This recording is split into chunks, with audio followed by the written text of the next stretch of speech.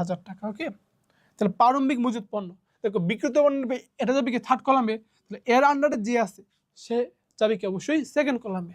তো তোমার কত বলো তো 4000 টাকা, যদি যোগ বিয়োগ নাই সেকেন্ড কলামে যাবে 4000 টাকা। আচ্ছা, এখন হচ্ছে প্রারম্ভিক মজুদ পণ্যের পরে সবসময় কি আসবে, কই আসবে, তাহলে কই কত, কই হচ্ছে আমার 20,000।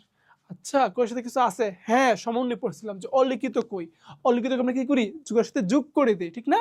তাহলে আমার কই হচ্ছে 20,000, অলিখিত কই হচ্ছে 10,000। আচ্ছা দেখো, তাহলে কইটা হওয়ার কথা সেকেন্ড কলামে, বাট যেহেতু এর সাথে আমার যোগ বিয়োগের একটা ব্যাপার স্যাপার আছে, এজন্য কি আমার ফার্স্ট কলামে লিখতে হবে যে কই হচ্ছে আমার 20,000, এর সাথে আমি অলিখিত করে যোগ করব 10,000, তার মোট হবে কত, মোট হবে আমার 30,000 টাকা। সিম্পল। আচ্ছা, এবার বলো তোমার আর কি আছে এখানে, বলো তো আমার বিক্রিত মূল্যের ব্যয়তে আসবে আর কি কি আছে বলো তো। এই যে মজুরি ছিল না, আচ্ছা মজুরি কিন্তু একটা তোমার অগ্রিমের ব্যাপার স্যাপার ছিল। এই যে মজুরি অগ্রিম কত 500, আর মজুরি কত 2000। তো লিখবা যে মজুরি হচ্ছে 2000, যে তোমার যোগ বিয়োগ আছে আমি কি ফার্স্ট কলামে লিখবো মজুরি 2000, বাট অগ্রিম কি 500, তাহলে 500 কি করবো আমরা বিয়োগ করে দিব, তো মাইনাস অগ্রিম হচ্ছে মাইনাস অগ্রিম কত বলো তো, অগ্রিম হচ্ছে আমার 500, তাহলে বিয়োগ করলে এখানে আমার কত হবে বলো তো 1500 টাকা হবে, 1500।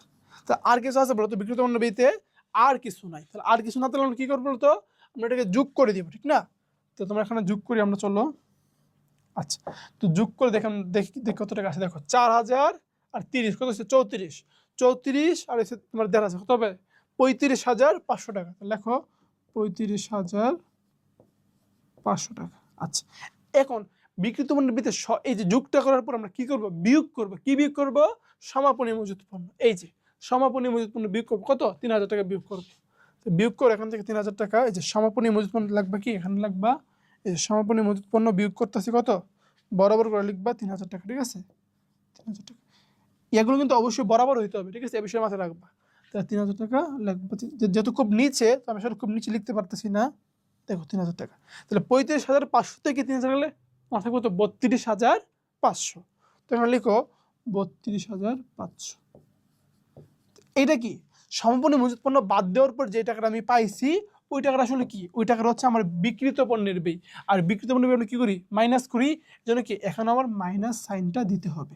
দেওয়ার পরে আমি এই 60 থেকে এটা আমরা বিয়োগ করবো, তাহলে 60,000 থেকে আমরা বিয়োগ করতেছি 32,500, তাহলে 60,000 থেকে আমরা বিয়োগ করি 60,000 মাইনাস 32,500, তো 27,500 থেকে আমার মোট মুনাফা, 27,500 কি আমার মোট মুনাফা, ঠিক না? আচ্ছা, এখন মোট মুনাফা থেকে আমরা বাদ দেবো কি পরিচালন ব্যয়, কি বলতো ভাইয়া, পরিচালন ব্যয়। তো একবার ভাবো যে পরিচালন ব্যয় কি কি আছে এখানে, দেখো আমাদের কই নেওয়া শেষ, তাহলে দেখো, তাহলে এটাও বাদ, এটাও বাদ। আচ্ছা, তারপর আমাদের মজুরি নেওয়া শেষ, এটাও বাদ। প্রারম্ভিক মজুত পণ্য শেষ, এটাও কি বলতো বাদ। মানে এগুলো দাগ দিয়ে দেবে যেগুলো বাদ হয়ে গেছে, তোমার ইজি হবে। হ্যাঁ, তো এখানে আছে আমার বেতন, বেতনের মাধ্যমে কি বলতো আমার বকিয়া আছে, তাহলে বেতন হচ্ছে আমার 3,500, বকিয়া হচ্ছে কত আমার 1,500 টাকা। আচ্ছা, তারপর হচ্ছে বাড়ি ভাড়া, বাড়ি ভাড়া হচ্ছে আমার 3,000 টাকা। তাহলে লেখো একদম সিম্পল যে বেতন হচ্ছে আমার কত, বেতন হচ্ছে আমার 3,500, এর সাথে বকিয়া আছে 1,500, এখন হচ্ছে আমার 5,000 টাকা। আর আমার বাড়ি ভাড়া কত বলো তো, আমার বাড়ি ভাড়া হচ্ছে আমার 3,000 টাকা। তাহলে বাড়ি ভাড়া হচ্ছে আমার এখানে 3,000 টাকা, তাহলে আমার 5 3 কত 5,000 3 হচ্ছে 8,000 টাকা। তাহলে এই এসে লিখলাম 8,000 টাকা। এটা হচ্ছে আমার পরিচালন ব্যয়, এটাকে আমার পরিচালন ব্যয় কি করবো, বিয়োগ করবো। তো এখানে দাও বিয়োগ চিহ্ন দাও, এখানে বিয়োগ করলাম। আচ্ছা, এখন হচ্ছে আমার মোট মুনাফা কত 27,500, তো 27,500 থেকে আমি এই পরিচালন ব্যয়টা বাদ দিব, মাইনাস হচ্ছে কত আমার 8,000 টাকা। তাহলে আমার পরিচালন মুনাফা বের হচ্ছে কত আমার 19,500 কি আমার পরিচালন মুনাফা, ঠিক আছে? আচ্ছা, এখন পরিচালন মুনাফার সাথে আমি কি করবো, অন্যান্য আয় যোগ করবো আর কি অন্যান্য ব্যয়টা বিয়োগ করবো। এখন বলতো ভাই অন্যান্য আয় কি কি আছে এখানে, দেখো এই যে বিনিয়োগের সুদ অন্যান্য আয়, হ্যাঁ এই যে আয় ক্রেডিট দিকে আছে আয়, আর ব্যাংক জমাতিরিক্ত সুদ অন্যান্য ব্যয়। তাহলে আমি এখান থেকে 2,000 টাকা কি করবো যোগ করবো আর কি 8,000 টাকা আমি বিয়োগ করবো, ঠিক না? তো চলো আমরা এখানে যাই, তো অন্যান্য আয় দেখো 2,000 টাকা হচ্ছে আমি যোগ করবো, যেহেতু আসলে এখানে অন্য কোনো এন্ট্রি নাই, তো কি তোমার সেকেন্ড কলামে বসবে, বসার পর আমরা এটাকে আবার থার্ড কলামে নিয়ে যাব, যেহেতু আসলে এর সাথে অন্য কেউ নাই, তাই যোগ বিয়োগের কিছু নাই। তো তোমার এখন চলো আমরা লিখি 2,000, তাহলে এখানে হচ্ছে আমার 19 আর কত 21,500, ঠিক আছে? আচ্ছা, সেমভাবে আমার ব্যাংক জমা থেকে সুদ কত, ওটা হচ্ছে আমার 2,500 টাকা। ঠিক আছে, যেহেতু আসলে এখানে কেউ নাই, আমি কি চাইলে সরাসরি থার্ড কলামে নিতে পারি, মানে যদি মানে তার মানে এই যে অন্যান্য এর সাথে একজন আছে, একজন, আমি কি চাইলে সরাসরি থার্ড কলামে নিতে পারি। ঠিক আছে, তাহলে ব্যাংক জমাতিরিক্ত সুদ এখানে হবে কত, আমার মাইনাস হবে 2,500 টাকা। এখন 21,500 থেকে যদি আমি 2,500 মাইনাস করি, তাহলে আমার নিট মুনাফা দাঁড়াবে 19,000 টাকা। এবং দেখো নিট মুনাফা বের করার পর অবশ্যই কি, অবশ্যই নিচে 2 দাগ দিয়ে হিসাবটা আমাকে বন্ধ করে দিতে হবে। সিম্পল ভাইয়া। তাহলে এই কিন্তু মোটামুটি কি আমার নিট মুনাফাটা কি বলতো আমার বের করা হয়ে গেছে। ঠিক আছে, আচ্ছা, তো আশা করা যায় যে আসলে এই নিট মুনাফা বের করা নিয়ে তোমাদের মনের মধ্যে আর কোনো রকমের কোনো কি নাই বলতো ভাইয়া, কনফিউশন নাই। আচ্ছা, তো যদি কনফিউশন না থাকে তাহলে বিশদের বিবরণী আমাদের মোটামুটি শেষ, আমরা পারি, বুঝি। আচ্ছা, এখন আমরা চলো একটু মালিকানা সত্ত্ব বিবরণীতে কি কি আছে একটু দেখে আসি। ওকে, আচ্ছা আচ্ছা, তো আমাদের যে IS 1 ছিল, মানে অ্যাকাউন্টিং, মানে ইন্টারন্যাশনাল অ্যাকাউন্টিং স্ট্যান্ডার্ডস 1 ছিল, ওখানে কি 3টা ছিল, আমাদের বলতে আমাদের কি একটা অলরেডি শেষ। এখন আমরা কি শিখবো, মালিকানা সত্ত্ব বিবরণী শিখবো। ওকে, তাহলে মালিকানা সত্ত্ব বিবরণী কি মধ্যে কি আছে, শুধুমাত্র তোমার যে মালিকানা সত্ত্ব, এইটা নিয়ে কি আমার মালিকানা সত্ত্ব বিবরণীটা কি আমার গঠিত হয়েছে, মূলধন নিয়ে, মূলধন এবং কি উত্তোলন নিয়ে। আচ্ছা, চলো দেখি কি কি আছে। তো এই হচ্ছে আসলে আমার মালিকানা সত্ত্বের ছক, লিখবে প্রতিষ্ঠানের নাম, তারপরে লিখবে কি মালিকানা সত্ত্বের পরিবর্তন বিবরণী, মালিকানা সত্ত্বের পরিবর্তন বিবরণী এত সালের এত তারিখের সমাপ্ত বছরের, এত সালের এত তারিখের সমাপ্ত বছরের বা সমাপ্ত বছরের জন্য আসলে কি জন্য অতটা উল্লেখ করতে পারো, দিলেও হবে না দিলেও হবে, কোনো সমস্যা নাই। আচ্ছা, তো বিবরণ টাকা টাকা টাকা, সিম্পল। আচ্ছা, এখন দেখো এখানে কি করবা, সবার ফার্স্ট হচ্ছে কি লিখবা মূলধন, কি বলতো প্রারম্ভিক মূলধন। এই প্রারম্ভিক মূলধন কোথায় থাকবে, আমার প্রশ্নের মধ্যে দেওয়া থাকবে প্রারম্ভিক মূলধন, মানে রেও মিলে যে মূলধন আছে ওইটাই কি আমার প্রারম্ভিক মূলধন। আচ্ছা, এখন ধরো তুমি মূলধন আনছো, মানে মালিকানার সাথে আমরা কি বের করি, মালিকানার সাথে আমরা আসলে বের করি মালিকের অংশ কতটুকু, মালিকের অংশ কতটুকু, অংশ কতটুকু, মানে ব্যবসার মধ্যে আসলে মালিক কত টাকা আসলে পায়। ঠিক আছে, আচ্ছা, মানে একটা ব্যবসা তো সবকিছু মালিকের থাকে না, সে তোমার ঋণ নেই, তাহলে ঋণ নিলে ওই টাকা তো আসলে মালিকের টাকা না, তাহলে মালিকের টাকা কতটুকু ওইটাকে আমরা পাবো মালিকানা সত্ত্বের বিবরণীর মাধ্যমে। ধরো যে মালিক তোমার অতিরিক্ত মূলধন আনছিল, মালিক যদি অতিরিক্ত মূলধন আনে তখন কি তার অংশ বাড়বে না ব্যবসার মধ্যে। দেখো মালিক প্রথমে মূলধন দিছে, তার কি অংশ ব্যবসার মধ্যে বৃদ্ধি পাইছে, আবার ধরো যে মালিক অতিরিক্ত মূলধন দিছে, এর ফলে কি তার অংশ ব্যবসার মধ্যে কি হয়েছে, বৃদ্ধি পাইছে। আচ্ছা, এখন ধরো মালিক যে মূলধন দিছে ওই মূলধনের উপরে মালিক সুদ পাইছে, মালিক যে মূলধন দিচ্ছে ওই মূলধনের উপরে কি বলতো মালিকে সুদ পাইছে, তাহলে মালিকে যদি সুদ পাই তাহলে এর ফলে কি হবে, মালিকানা সত্ত্ব বাড়বে। বুঝতে পারছো ভাইয়া, মনে রাখবা যে মূলধনের সুদ, হ্যাঁ এটা সিম্পল বিষয় বুঝো, আমি এটাকে একটু উপরে নিয়ে নিচ্ছি, হ্যাঁ একটু উপরে নিয়ে নিচ্ছি। দেখো, আচ্ছা দেখো, মনে রাখবা মূলধন কি বলতো ভাইয়া, মূলধন হচ্ছে ক্রেডিট, কিন্তু মূলধনের সুদ কি আমার ডেবিট।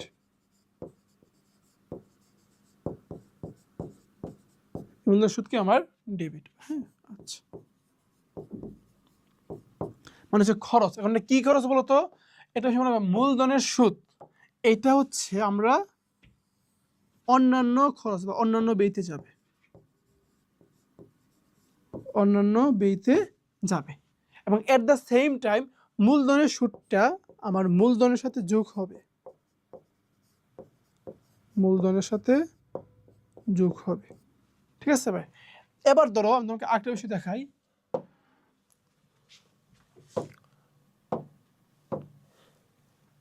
আচ্ছা, কাজ করতেছে না কেন, আচ্ছা সমস্যা নেই, দেখো। আচ্ছা, তো ধরো তোমাকে একটা বিষয় বলি, ধরো উত্তোলন, উত্তোলন কি, উত্তোলন হচ্ছে আমার ডেবিট। আচ্ছা, এবং উত্তোলন কি, উত্তোলনটা আমরা কি বলতো মূলধন থেকে আমরা মাইনাস করে দিই, ঠিক না। আচ্ছা, কিন্তু উত্তোলনের সুদ কি, উত্তোলনের সুদ এটা হচ্ছে আমার ক্রেডিট।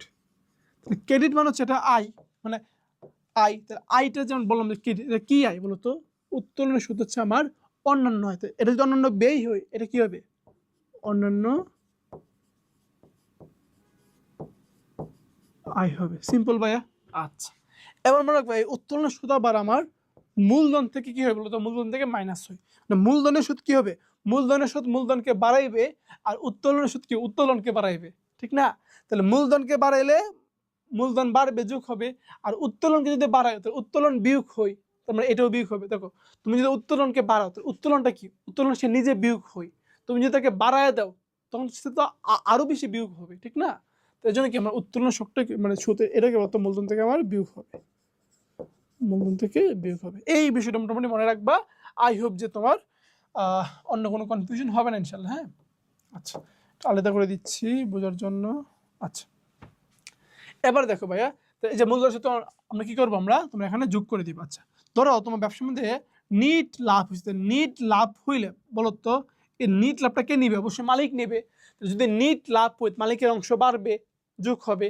আর যদি নিট ক্ষতি হয় মালিকের অংশ কমে যাবে, ক্ষতিটা মালিক বহন করবে, অংশ কমে যাবে, তখন কি আমার বিয়োগ হবে। আচ্ছা, তো ধরো ধরো ব্যবসার মধ্যে মালিকে তোমার 1,00,000 টাকা দিছিল, এর মধ্যে মালিক 10,000 টাকা উত্তোলন করে ফেলেছে, তখন কি মালিকের অংশ কমে গেছে না?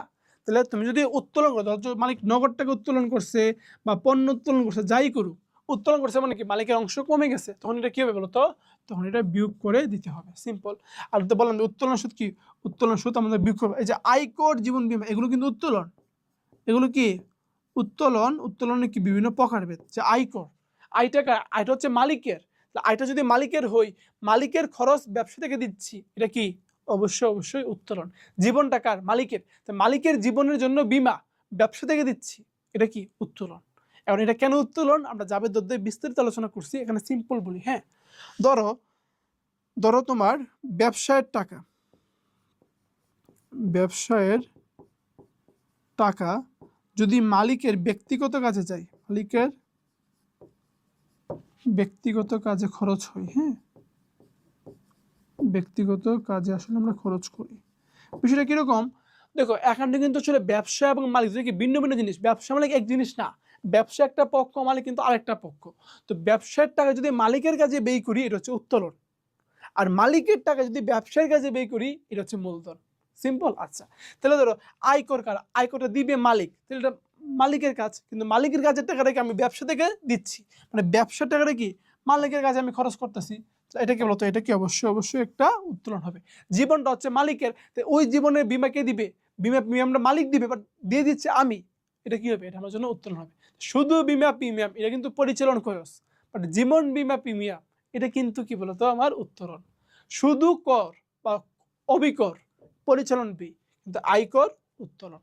এই সবগুলো করার পর আমি কি পাবো? আমি পাবো আমার সমাপনী মূলধন। ঠিক আছে, সমাপনী মূলধন। আর সমাপনী মূলধনের সাথে আমি যখন সাধারণ সঞ্চিতি যোগ করব তখন আমি পাবো কি? তখন পাবো সমাপনী মালিকানা সত্ত্ব। তো এই হচ্ছে মোটামুটি বিষয়। মালিকানা সত্ত্ব কি সবসময় একটু ছোটখাটো থাকে, মোটামুটি ধরো যেখান থেকে 2-3টা এন্ট্রি থাকবে, বেশি এন্ট্রি থাকে না। বুঝতে পারছো? আচ্ছা, এখন হচ্ছে কোনটা কোন ঘরে বসবে। দেখো সিম্পল বিষয়, ধরো তুমি মূলধন শুরু করলা, চাইলে তুমি এই ঘর থেকে শুরু করতে পারো, তাহলে আবার এই ঘর থেকে শুরু করতে পারো, খুব একটা প্যারা হবে না। হ্যাঁ, তো আমরা এই ঘর থেকে শুরু করলাম। হ্যাঁ, যে তোমার যোগ বিয়োগ আছে, তো মূলধন লিখলা, ঠিক আছে, লেখার পরে যোগ বিয়োগ করলা, যোগ বিয়োগ করার পরে ধরো তোমার একটা মানে এন্ট্রি হইলো, কিছু একটা হইলো। হ্যাঁ, বা তুমি চাইলে ধরো তুমি চাইলে এই ঘর থেকে শুরু করতে পারো, কোনো সমস্যা হবে না, এক ঘর থেকে শুরু করলেই চলে। ধরো তুমি এখান থেকে শুরু করলা, ঠিক আছে, তুমি কিন্তু চাইলে এখান থেকে শুরু করতে পারো, কোনো সমস্যা নেই। ঠিক আছে, এবার তুমি ধরো শুরু করার পরে তুমি ধরো যে এখন যোগ বিয়োগ করার পরে বের হলো একটা অ্যামাউন্ট। হ্যাঁ, বের হওয়ার পরে তারপর ধরো তুমি এই যে উত্তোলন, তুমি ধরো যে নগদ উত্তোলন করছো, তখন কি তোমার নগদটা এখানে লিখবা। বা ধরো পণ্য করছো, পণ্য এখানে লিখবা। এই দুইটা লিখার পরে দেখো তোমার এই যে নগদ এবং পণ্য দুইটা উত্তোলন করছো, দুইটা লিখার পরে দুইটা যোগ করে এখান থেকে কি বলতো? এখান থেকে বিয়োগ করবা, বিয়োগ করে দিবে। বিয়োগ করার পরে তারপর ধরো যে তুমি আবার এখান থেকে উত্তোলনের সুদ বিয়োগ করবা, আয়কর বিয়োগ করবা, জীবন প্রিমিয়াম বিয়োগ করবা। বিয়োগ করার পরে যেই টাকাটা বেরোবে ওটা তোমার সমাপনী মূলধন। ঠিক আছে, আবার এই সমাপনী মূলধনের সাথে তুমি যোগ করবা সাধারণ সঞ্চিতি। কি বলতো ভাইয়া? সাধারণ সঞ্চিতি। এই যে সাধারণ সঞ্চিতি, ঠিক আছে, যোগ করার পরে তোমার কি আসবে? সমাপনী মালিকানা সত্ত্বটা আসবে। সিম্পল না ভাইয়া? আচ্ছা, আমরা যখন ম্যাথ প্র্যাকটিস করবো দেখাই দিব, খুব বেশি পারা হবে না। ঠিক আছে, আচ্ছা, এবার দেখো, এবার আমরা মালিকানা সত্ত্ব বিবরণী আমাদের মোটামুটি বোঝা শেষ। তো এখন আমরা যে বিষয়টা দেখবো ওইটা হচ্ছে আমাদের তোমার আর্থিক অবস্থার বিবরণীতে সবচেয়ে ইম্পর্টেন্ট ব্যাপার, যেটা আসলে সবাই মিস করে যায়, হচ্ছে আমার আর্থিক অবস্থার বিবরণী। এইটা আমরা একটু দেখি যেখানে আসলে কি কি আছে, কেমনে কি করবো। আচ্ছা, তো আর্থিক অবস্থার বিবরণী শেখার আগে আমাকে আসলে এই সমীকরণটা A = L + উই, এই সমীকরণটা আমাকে মোটামুটি বুঝতে হবে। আচ্ছা, তো এই সমীকরণের মধ্যে যে উই যে বিষয়টা আমরা সবাই অলরেডি বুঝে ফেলছি যে উই জিনিসটা কি, মানে কি এটা হচ্ছে আমার মালিকানা সত্ত্ব না, আমরা তো একটা মালিকানা সত্ত্বকে আমরা করে আসলাম, এটা আমরা জানি। যেমন এই যে উই কি বলতো, উই হচ্ছে তোমার সি প্লাস আর মাইনাস ই মাইনাস ডি, ঠিক না? আচ্ছা, তো এখানে তোমার সি কি, সি মানে হচ্ছে মূলধন, হ্যাঁ সি মানে হচ্ছে কি বলতো, সি মানে হচ্ছে আমার মূলধন, আর আর মানে রেভিনিউ বা আয়, সি মানে ক্যাপিটাল মূলধন, আর মানে রেভিনিউ বাই আয়, ই মানে কি, মানে হচ্ছে আমার এক্সপেন্স মানে ব্যয়, আর ডি মানে ডুইংস বা কি বলতো আমার উত্তোলন। ওকে, আচ্ছা এবার তুমি সিম্পল দেখো একটু ভাই বিষয়টা, আমরা কি বলতো, আমরা কি মূলধন এবং অতিরিক্ত মূলধন, আমরা এগুলো কি করি, মূলধন অতিরিক্ত মূলধন মূলধনের সুদ সবগুলোকে আমরা এখানে তোমার যোগ করি। আচ্ছা, আর উত্তোলনের সুদ, পণ্য উত্তোলন সবগুলোকে আমরা বিয়োগ করি। আচ্ছা, আর আয় ব্যয় মিলে, যে আয় এবং ব্যয় যোগ বিয়োগ করেই তো আমরা কি বের করি, নিট লাভ বা নিট খুঁজে বের করি। এই নিট লাভগুলিকে আমরা এখানে যোগ করি, আর কি বলতো নিট খুঁজে লিখে আমরা বিয়োগ করি। তো এই কিন্তু আমাদের কি বলতো মালিকানা সত্ত্ব বিবরণী, যেটাকে আমাদের করা মোটামুটি শেষ। আচ্ছা, এখন হচ্ছে এ, এখানে তোমার দেখো এ মানে কি, এ মানে হচ্ছে আমার অ্যাসেট মানে সম্পদ, অ্যাসেট মানে হচ্ছে আমি বলতে পারি কি বলতো সম্পদ। এখন এই সম্পদের আবার বিভিন্ন একটু ক্যাটাগরি আছে, হ্যাঁ সম্পদের কি বিভিন্ন একটু কিছু বলতো ক্যাটাগরি আছে। কিরকম দেখো, এই সম্পদটাকে আমরা তোমার 4টা ভাগে ভাগ করতে পারি। তো প্রথম হচ্ছে স্থায়ী সম্পদ, স্থায়ী সম্পদ বুঝতে পারি। স্থায়ী সম্পদ কোনগুলা, যেগুলো আসলে আমাদের যে আসবাবপত্র, ফ্রিজ, টিভি, এসি, অফিস সরঞ্জাম, মানে যেগুলো অনেক দিন ধরে টিকে, এগুলোকে আমার স্থায়ী সম্পদ। আচ্ছা, এরপরে ধরো যে আমি বার করে লিখি, ধরো স্থায়ী সম্পদ।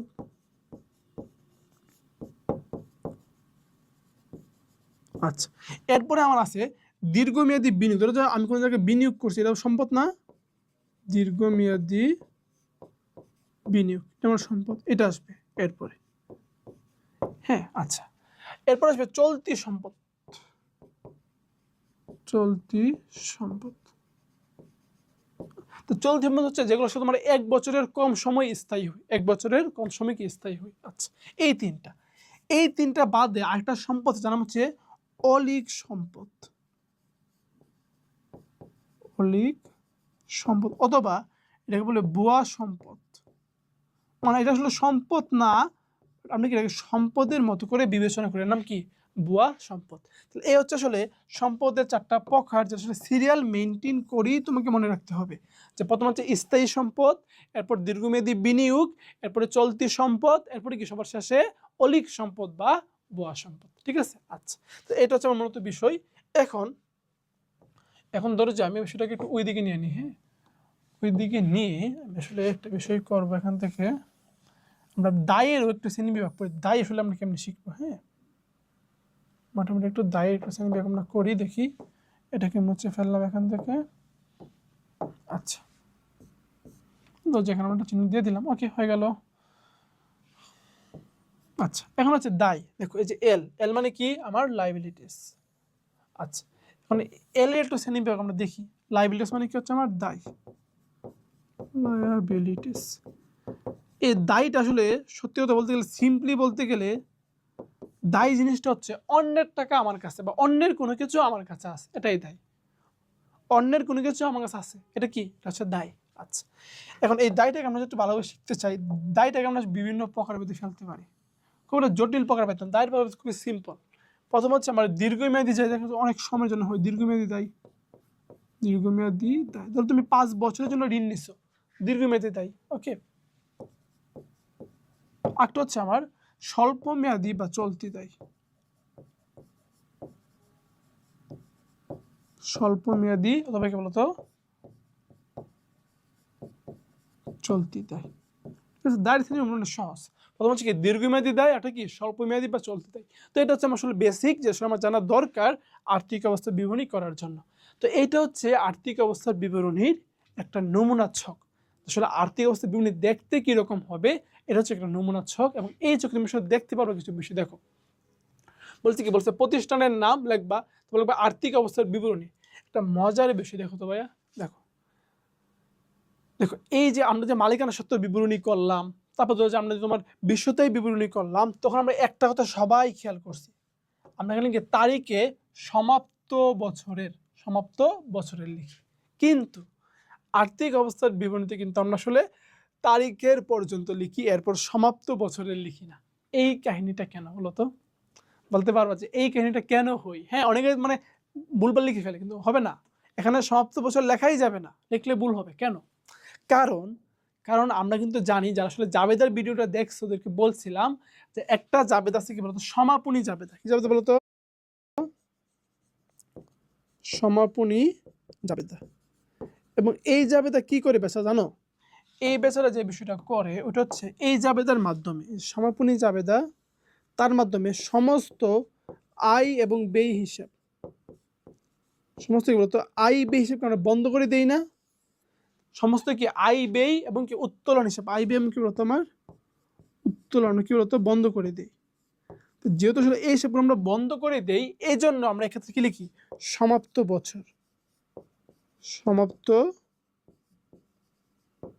বছরের জন্য লিখি। কিন্তু আমরা কি কখনো সম্পদ, সম্পদ তারপর তোমার দায়, ধরো মালিকানা সত্ত্ব, এগুলো কিন্তু আমরা বন্ধ করে দেই না, বরং এই হিসাবগুলা পরবর্তী বছরে চলে যায় কি বলতো প্রারম্ভিক জাবেদার মাধ্যমে। আমরা এগুলো বন্ধ করি না, এগুলোকে আমরা এই বছর থেকে আমরা সামনের বছরে ফরওয়ার্ড করে দিই, ট্রান্সফার করে দিই, ঠিক না? যদি ট্রান্সফার করে দিই তার মানে কি এইসবগুলো এখনো বন্ধ হবে না, বন্ধ কখনোই হবে না। যার কারণে এই আর্থিক অবস্থার বিমে যদি সম্পদ, দায়ী, মালিকানার সত্ত্ব থাকে, এক্ষেত্রে আমার সমাপ্ত বছর লেখা যাবে না, শুধু লিখতে হবে এত সালের এত তারিখের। সিম্পল বিষয়টা। আচ্ছা, তো এখন চলো আমরা দেখি আসলে আর্থিক অবস্থার যে বিবরণটা দেখতে কিরকম হবে। ঠিক আছে, এইটা হচ্ছে মোটামুটি আর্থিক অবস্থার মানে একটা অংশ, মানে সম্পদের অংশ, আর দায়ী এবং মালিকানার সাথে ভিন্ন পাশে আসতে। দেখো কি কি আছে। শুরুতে একটু কঠিন মনে হতে পারে, বাট ওই যে বললাম না, আমরা যে এইটা পড়াইলাম, এই সিরিয়ালটা মনে রাখতে হবে। এখন তোমাকে জানতে হবে যে স্থায়ী সম্পদ কোনগুলা, তোমাকে জানতে হবে দীর্ঘমেয়াদী বিনিয়োগ কোনটা, তোমাকে জানতে হবে চলতি সম্পদ কোনগুলা, তোমাকে জানতে হবে অলিক সম্পদ কোনগুলা। জাস্ট এতটুকু জানলেই কি তোমার আর্থিক অবস্থা বিবরণী হয়ে যাবে। তোমাকে জানতে হবে দীর্ঘমেয়াদী দায় কোনগুলা, তোমাকে জানতে হবে চলতি দায় বা স্বল্পমেয়াদী দায় কোনগুলা। তো তুমি এগুলো মোটামুটি জানতে পারো, তাহলে এটা হচ্ছে খুবই ইম্পর্টেন্ট। তুমি যদি আসলে বেসিকটা, হ্যাঁ, তুমি আসলে এই বেসিকটা তুমি যদি ধরতে পারো, আই হোপ যে আসলে তোমার আর্থিক অবস্থার বিবরণী করতেও কোনো প্যারাই খাইতে হবে না। ঠিক আছে ভাইয়া? আচ্ছা, চলো আমরা দেখি কি কি আছে এখানে। হ্যাঁ, আচ্ছা দেখো, প্রথম হচ্ছে কি, সবার প্রথমে আমার লিখতে হবে এখানে তোমার আমার স্থায়ী সম্পদ। এই লিখবো এখানে এই যে স্থায়ী সম্পদ। স্থায়ী সম্পদ কি কি আছে বলতো? ধরো যন্ত্রপাতি বা মেশিন স্থায়ী সম্পদ, দালান কোঠায় স্থায়ী সম্পদ, আসবাবপত্র স্থায়ী সম্পদ, অফিস সরঞ্জাম স্থায়ী সম্পদ, ইজারা সম্পত্তি, ট্রেডমার্ক, প্যাটেন্ট, সুনাম, একটা আছে কপিরাইট। হ্যাঁ, কপিরাইট বা এটাকে বলে গন্তসত্ত্ব। হ্যাঁ, গন্তসত্ত্ব। এই সবগুলো কি বলতো? এই সবগুলোই হচ্ছে আমার সম্পদ, স্থায়ী সম্পদ। তো সবগুলো লিখবা, কিন্তু লিখার ক্ষেত্রে একটা গুরুত্বপূর্ণ ব্যাপার হচ্ছে স্থায়ী সম্পদ থেকে সবগুলো থেকে অবশ্যই পুঞ্জীভূত অবচয়টা মাইনাস করে দেখাতে হবে। দেখো, সবগুলো সম্পদ থেকে কি বলতো অবশ্যই যে পুঞ্জীভূত অবচয় মাইনাস করে দেখাতে হবে। হ্যাঁ, দেখো যেখানে তোমার পুঞ্জীভূত অবচয় কি বলতো মাইনাস করে দেখাতে হবে, পুঞ্জীভূত অবচয় মাইনাস করে দেখাতে হবে। হ্যাঁ, কিন্তু যে ইজারা সম্পত্তি, ট্রেডমার্ক, প্যাটেন্ট, সুনাম, এগুলো কিন্তু অবচয় না, এগুলো হচ্ছে অবলোপন। এবং এসব ক্ষেত্রে হচ্ছে আমার অবলোপনটা মাইনাস করতে, এক্ষেত্রে পুঞ্জীভূত অবলোপন হবে না, শুদ্ধ অবলোপন হবে। বুঝতে পারছো? এখান থেকে শুদ্ধ অবলোপনটা আমরা মাইনাস করে দেখাবো। ঠিক আছে? আচ্ছা, এখন কথা হচ্ছে ভাই অবচয় আর অবলোপনের পার্থক্যটা কি? দেখো দেখো অবচয় যে জিনিসটা আছে, অবচয়, হ্যাঁ, এটা হচ্ছে স্থায়ী সম্পদের উপর, অবলোপন এটাও স্থায়ী সম্পদের উপর। বাট অবচয় হচ্ছে যে সম্পদগুলো ধরা যায়, স্পর্শনীয় যে সম্পদ। ধরো যন্ত্রপাতি, মেশিন, দালানকোঠা, আসবাবপত্র, সব ধরতে পারি, টাচ করতে পারি, এটা তোমার স্থায়ী সম্পদ। এবং এগুলো কি স্পর্শনীয় সম্পদ, এগুলোর উপর অবচয়। ধরো অবলোপন, হচ্ছে অস্পর্শনীয় সম্পদ। অস্পর্শনীয় মানে টাচ করতে পারে না। ধরো যে একটা মানুষ ট্রেডমার্ক, তার ব্যবসার ট্রেডমার্ক, এটা তোমার একটা মানে মানে তোমার এটা তোমার তোমার টাচ করা যায় না। এই যে সম্পদ, এটা কি টাচ করা যায় না। সে একটা পেটেন্ট করছে, তুমি কি টাচ করতে পারবা? মানে তার নামে ওই অধিকারটা দেওয়া হয়েছে। এই যে সম্পদটাকে তুমি কি টাচ করতে পারবা? যে আমি মানে পেটেন্ট মানে কি, যে সে একটা যন্ত্রপাতি বা একটা মেশিন বা এটা আবিষ্কার করছে, ওই আবিষ্কারের সনদটা তাকে দেওয়া হয়েছে যে এই যন্ত্র মানে এটাকে একমাত্র তুমি উৎপাদন করতে পারবা, তুমি ব্যবহার করতে পারবা, অন্য কেউ করতে পারবে না। ওটাকে তুমি টাচ করতে পারবা? ওই অধিকারের ব্যাপারটাকে পারবা না। তো এটা হচ্ছে অস্পর্শনীয় সম্পদ, এবং এগুলোর ক্ষেত্রে আমরা অবলোপন লিখবো। সিম্পল। তো স্থায়ী সম্পদ শেষ। এরপর কি আসবে? এরপর আসবে আমার দীর্ঘমেয়াদী বিনিয়োগ। কি বলতো ভাইয়া? দীর্ঘমেয়াদী বিনিয়োগ। এবং এই দীর্ঘমেয়াদী বিনিয়োগের আন্ডারে থাকবে কি বলতো? আন্ডারে থাকবে আমার যে 10% বিনিয়োগ, তো সঞ্চয়পত্র, এটা আমার বিনিয়োগ। লগ্নি, লগ্নি মানে কোনো বুঝে না। লগ্নি মানে হচ্ছে বিনিয়োগ, টাকা লাগানো, কোনো জায়গায় কি টাকা লাগানো, লগ্নি বিনিয়োগ। তো সিকিউরিটিস। এখন সিকিউরিটিস মানে কি? সিকিউরিটি মানে হচ্ছে শেয়ার, তুমি অন্য কোম্পানির শেয়ার কিনলা, বন্ড কিনলা, ডিবেঞ্চার কিনলা, হ্যাঁ, এগুলো কি যদি তোমার ডেবিট পাশে থাকে, তার মানে কি এগুলো হচ্ছে আমার জন্য কি বলতো? দীর্ঘমেয়াদী বিনিয়োগ। অবশ্যই কি ডেবিট পাশে থাকতে হবে। ওকে, আচ্ছা। এখন যে চলতি সম্পদ, দেখো চলতি সম্পদ কি বলতো? যে হাতে নগদ বা নগদ টাকা চলতি সম্পদ, ব্যাংকে টাকা আছে চলতি সম্পদ, সমাপনী মজুত পণ্য, এটা কি বলতো? চলতি সম্পদ। আচ্ছা, অব্যবহৃত মনিহারি, এটা কি? তুমি দেখো অব্যবহৃত পণ্য বা মানে অবিকৃত পণ্য, এটাও কি আমার চলতি সম্পদ। অব্যবহৃত মনিহারি, এটাও কি আমার চলতি সম্পদ। আর যেমন এই যে দেখো দেনাদার, এটা খুব ইম্পর্টেন্ট। দেখো এই যে দেনাদার থেকে শুরুতে একদম শুরুতে কি বলতো? একদম শুরুতে আমরা বাদ দিব কি? তোমার প্রথম আমরা যোগ করবো, পরে বাদ দিব। হ্যাঁ, প্রথমে যোগ করবো অলিখিত বিক্রয় অথবা দাঁড়ি বিক্রয়, আমরা যোগ করব। যোগ করার পরে নতুন যে অনাদায়ী পাওনা রেও মিলে থাকবে ওটা বাদ দিব। নতুন অনাদায়ী পাওনা সঞ্চিতে ওইটাকে আমরা বলতো বাদ দিব। তারপর হচ্ছে প্রাপ্য নোট বা প্রাপ্য বিল, এটা হচ্ছে আমার চলতি সম্পদ। অগ্রিম, যত অগ্রিম খরচ আছে সব কি আমার চলতি সম্পদ। যত বকেয়া আয় আছে সব কি আমার চলতি সম্পদ। বুঝতে পারছো? এটা কিন্তু আমি একবার পড়াই দিয়েছিলাম এই বিষয়টা, একটু তারাও। হ্যাঁ দেখো, এই বিষয়ে আমি কিন্তু একবার পড়াই দিয়েছিলাম যে অগ্রিম ব্যয় আর বকেয়া আয়। একটা হচ্ছে অগ্রিম আয় বকেয়া ব্যয়। আচ্ছা, সিম্পলি দেখো যে অগ্রিম ব্যয়, দেখো অগ্রিম ব্যয়, দেখো ব, এটা কি মিলছে? ব কি মিলে? মিলে না। না মিললে দেখো আবার দেখো এটাও মিলে না। তো না মিললে ধরে নিতে হবে এটা হচ্ছে আমার জন্য কি বলতো? তোমার সম্পদ। বুঝতে পারছো ভাই? না মিললে মানে কি? সম্পদ। অগ্রিম আয় মিলে গেছে, ব মিলে গেছে, মিলে গেলে ধরে নিতে হবে এটা আমার জন্য কি বলতো? দায়। এখন কি দায় বা কি সম্পদ? এখন হচ্ছে চলতি সম্পদ, এখন হচ্ছে চলতি দায়। সিম্পল ভাবে সেটা। আচ্ছা, এখন দেখো এখানে বলছে অগ্রিম খরচ, মানে অগ্রিম খরচ মিলে নাই। বকেয়া আয় মিলে নাই। না মিলে কি কোনো চলতি সম্পদ, চলতি সম্পদের আন্ডারে আসবে। ঠিক আছে। আর অলিক সম্পত্তি, তোমাদের দুইটা মনে রাখলেই হবে, আই হোপ। হ্যাঁ, তোমাদের লেভেলে দুইটাই আসবে। একটা হচ্ছে আমার প্রাথমিক খরচ, ব্যবসায়ী কি বলতো? প্রাথমিক খরচ। একটা হচ্ছে কি বিলম্বিত বিজ্ঞাপন। এখন এগুলো কি আসলে? ধরো যারা আসলে চতুর্থ অধ্যায়ের ওয়ানশটটা দেখছো, অবশ্যই পড়ছিল যে বিলম্বিত মুনাফা জাতীয় ব্যয়। ওই বিলম্বিত মুনাফা জাতীয় যে ব্যয়গুলো আছে, এগুলোই হচ্ছে আসলে অলিক সম্পদ। এগুলিকে আমার অলিক সম্পদ, মানে এককালীন একটা খরচ যেটা আমাকে দীর্ঘমেয়াদী সুবিধা দিচ্ছে, বাট কি ওটাকে আমি চাইলে আসলে রিকেপ করতে পারবো না। বুঝতে পারছো? এটা আসলে খুব একটা জটিল কনসেপ্ট। আমি আসলে তো জটিলে যেতে চাই না, কারণ তোমাদের সামনে পরীক্ষা। এটা না আসলে চাইলে তোমার 20 থেকে 25 মিনিট 30 মিনিটকে আলোচনা করা সম্ভব। তো জাস্ট মনে রাখো, তোমাদের সামনে পরীক্ষা দিতে আসলে আমরা এত বিস্তারিত যাবো না। ইন্টারনেটে নিয়ে আসলে বিস্তারিত পড়াশোনা আছে, তো আমরা বিস্তারিত পড়বো ইনশাল্লাহ। এবং তোমাদের ইন্টারভিউ কিন্তু আসলে ব্যাচ আসবে, ইন্টারভিউ কিন্তু প্লে লিস্ট আসবে, সবাই কিন্তু অবশ্যই চেক করবে কখন আসছে কিনা, যখন তোমরা ইন্টারভিউ উঠে যাবা। ঠিক আছে। আচ্ছা দেখো, অলিক সম্পত্তি প্রাথমিক খরচ আর বিলম্বিত বিজ্ঞাপন, এই দুটো মনে রাখবে, তাহলেই হবে। ওকে, আচ্ছা। তাহলে এই হচ্ছে আমার সম্পত্তির যত হিসাব নিকাশ ছিল। এখন হচ্ছে আমার মালিকানা সত্ত্ব এবং দায়ের হিসাব নিকাশ। মালিকানা সত্ত্ব এবং কি বলতো? দায়ের হিসাব নিকাশ আমরা করবো। দেখো কি বলছে এখানে, বলছে মালিকানা সত্ত্বে প্রথম লিখতে হবে যে মূলধন সমাপনী উদ্বৃত্ত। এইটা কই থেকে আসবে?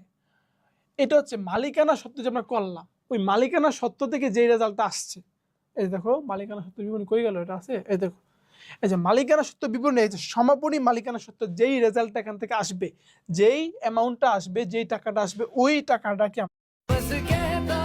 আমরা সরাসরি এখানে দেখো ওই টাকাটাকে আমরা সরাসরি কি এখানে আমরা থার্ড কলামে বসায় দিব। সিম্পল।